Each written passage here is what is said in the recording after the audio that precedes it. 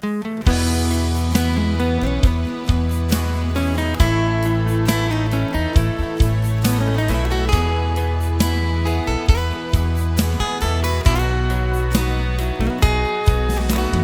tàu ba bê linh cát chi ha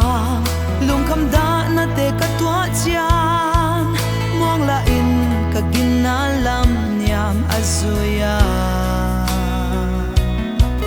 muan ding dang sim le ya ka zonga akip lo mi le khovel til la muang in hin khwa ling zel hi aling ngei lo tàu ba hi adang lo ki khek ngei lo tàu ba hi amuan hoài pe kalam et na teng be a ka zot chan song hon na hon pom kip lai tàu ba muan hoài den hi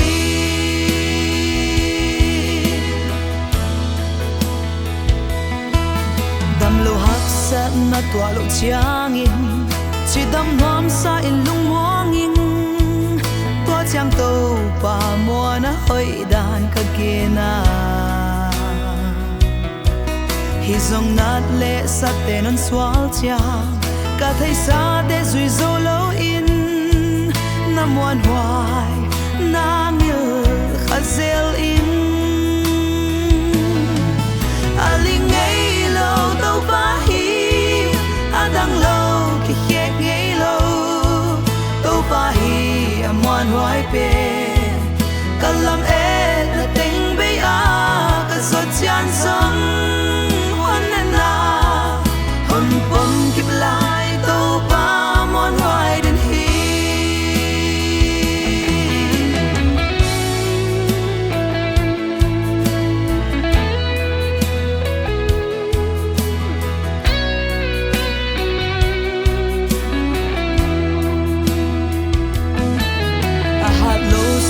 ding be hin tàu ba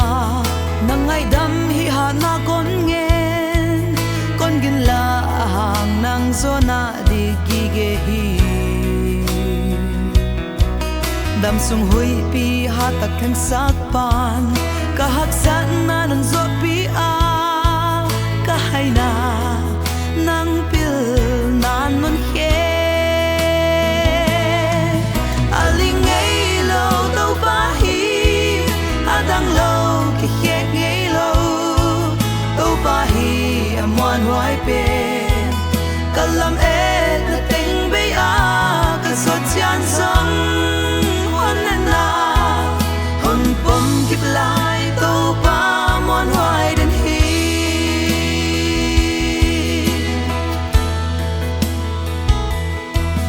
mu the lo tàu ba muang den mi te hun wa ma zong ama muang ten si na lim guam tot lai nang ngon ama muang alep chia san ngei lo mi hang san si tan pa ama dia gin om si ka mon hoài chin tàu pan sam di hui pi ha te dai sak pa chin adam lo dam sak pa mi si sa kai tàu thế ba